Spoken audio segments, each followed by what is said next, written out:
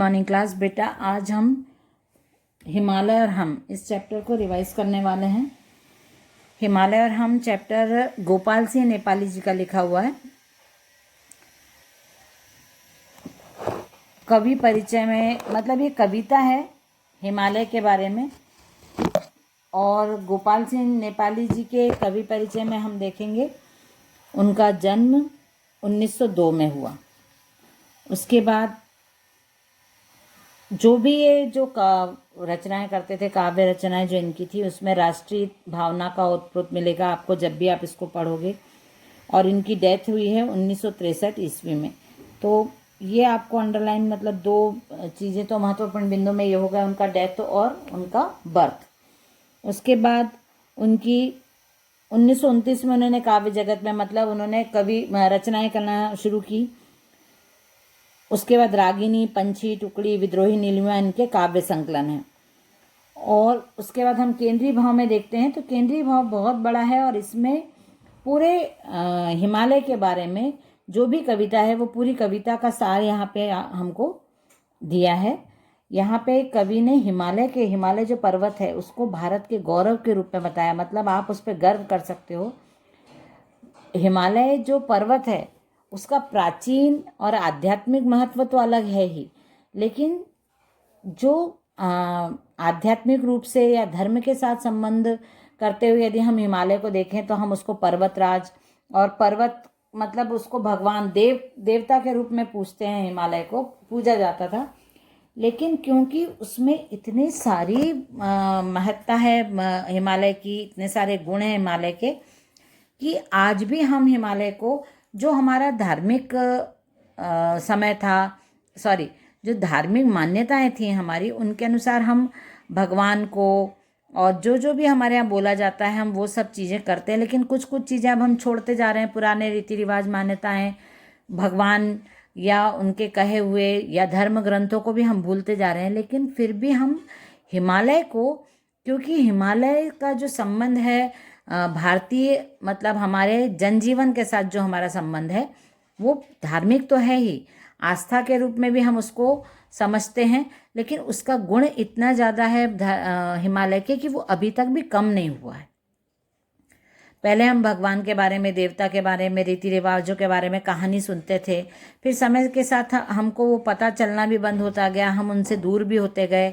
हमको समय की कमी के कारण हम उनको कर भी नहीं पाते हैं और हमको उन चीज़ों का फ़र्क भी नहीं पड़ता, मतलब हम उससे इफ़ेक्ट भी नहीं होते हैं, प्रभावित भी नहीं होते हैं। लेकिन हिमालय के साथ हमारा जो संबंध है वो अभी भी पहले के जैसा ही है और चला आ रहा है, और उसके जो गुण हैं हिमालय के, उनके कारण हम उसको, हिमालय को अभी भी उतना ही महत्व देते हैं।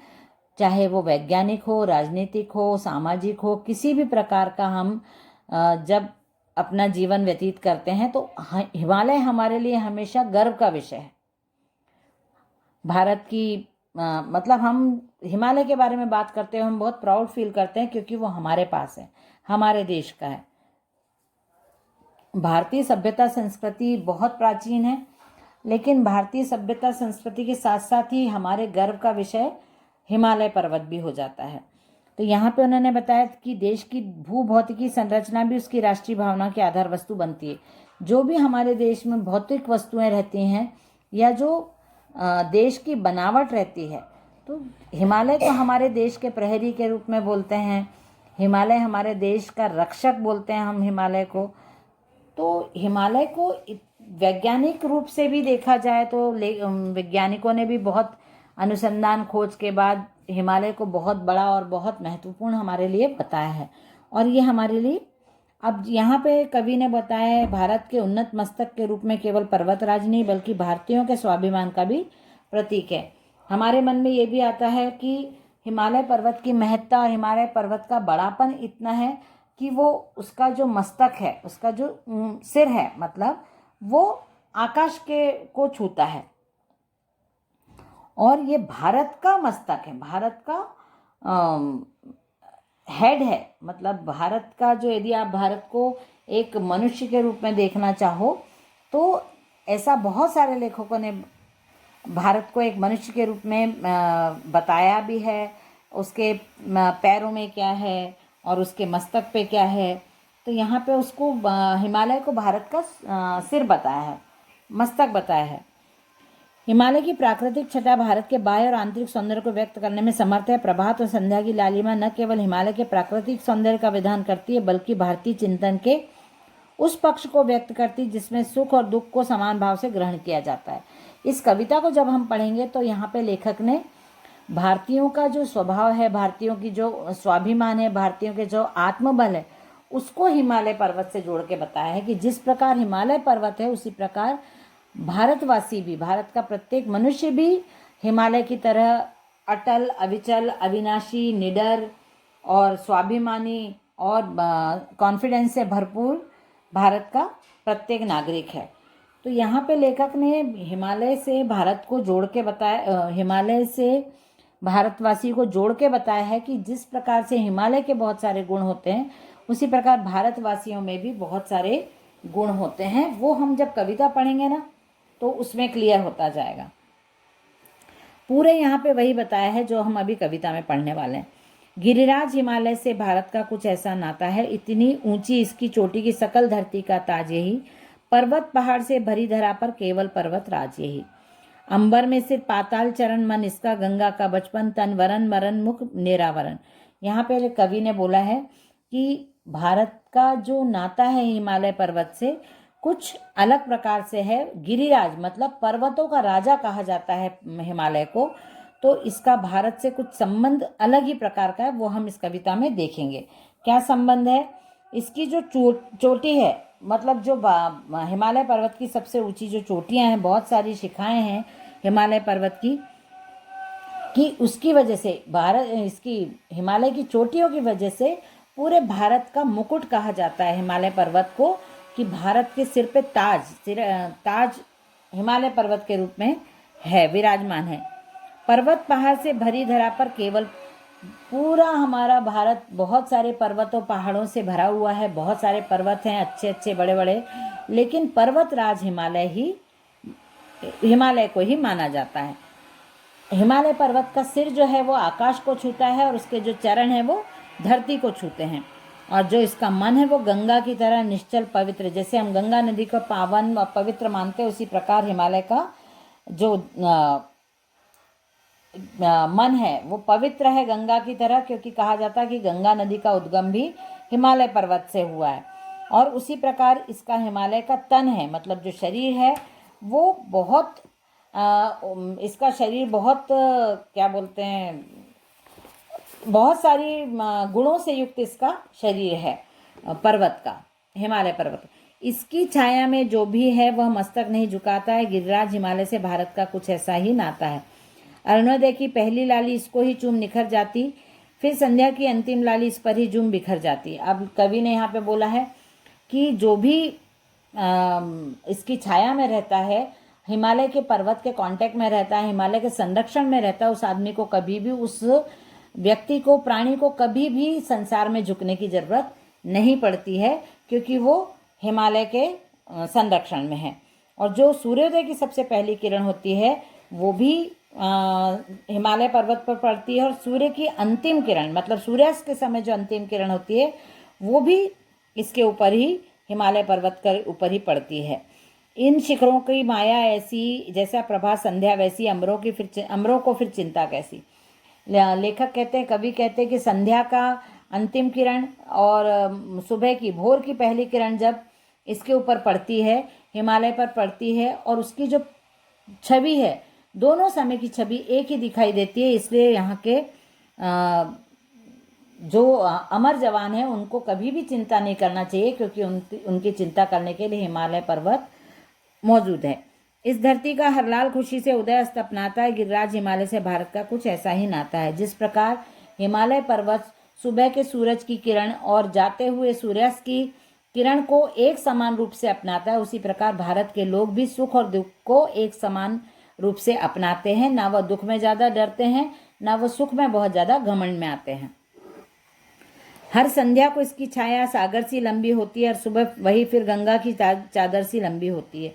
जब संध्या काल के समय इसकी छाया देखी जाती है तो ये सागर की तरह लंबी दिखाई देती है और वही छाया सुबह भी गंगा नदी की तरह लंबी दिखाई देती है। मतलब इसका अस्तित्व इतना महान है कि इसकी छाया सुबह और शाम दोनों समय में जैसी है वैसी ही दिखाई देती है।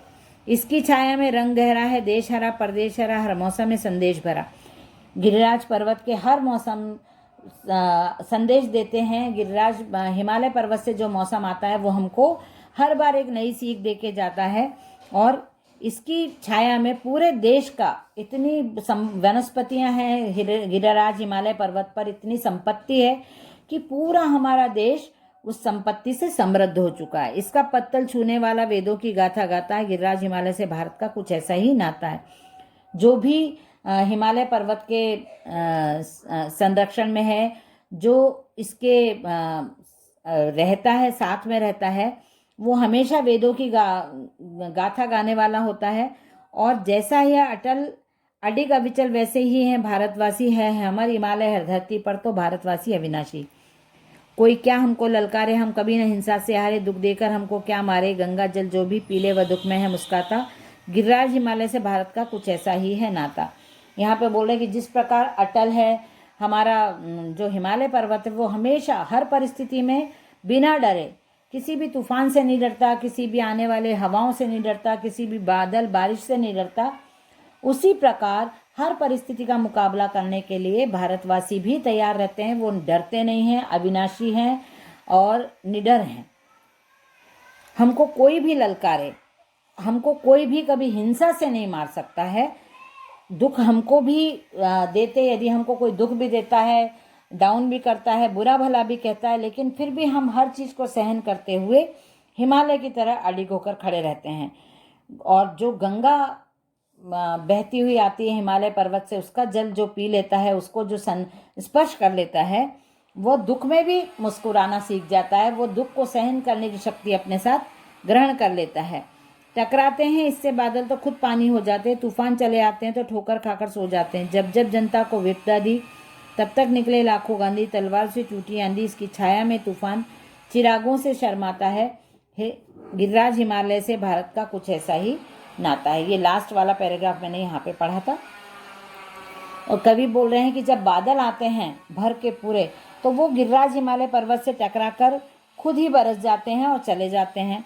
तूफान आते हैं गिरिराज पर्वत को डराने के लिए, हिमालय पर्वत को डराने के लिए, लेकिन वो भी हिमालय पर्वत से टकराकर ठोकर खाकर चले जाते हैं। भारतवासी भी इसी प्रकार से हैं। जब जब उनके ऊपर विपत्ति आती है, जब जब उनके ऊपर मुश्किलें आती हैं, तब तक इतने करोड़ों देशवासी हैं हमारे यहाँ कि जिस प्रकार हिमालय पर्वत हमारे देश को संरक्षित करता है, रक्षा करता है, उसी प्रकार से हिम्मत वाले हमारे देशवासी हैं। जब देश के ऊपर बात आती है, राष्ट्र की रक्षा की बात आती है, तो एक नहीं, दो नहीं, 100 नहीं, हजारों, लाखों, करोड़ों की मात्रा में, करोड़ों की तादाद में हमारे यहाँ से गांधी के रूप में ऐसे लोग निकलते हैं जो देश को संरक्षित करने के लिए अपने प्राणों की बलि भी चढ़ाने के लिए पीछे नहीं हटते। इसकी छाया में तूफान चिरागों से शर्माता है। गिरिराज हिमालय से भारत का कुछ ऐसा ही नाता है। तो इसकी जो छत्र छाया है, उसमें तूफान जब आता है तो वो देखता है जो छत्र छाया में, हिमालय की छाया में छोटे छोटे दीपक भी यदि जलते रहते तो उनसे भी तूफान डर जाता है, क्योंकि वो हिमालय के संरक्षण में जलने वाला चिराग है, जो छोटा सा चिराग भी बड़े बड़े तूफानों को जलाकर राख कर सकता है।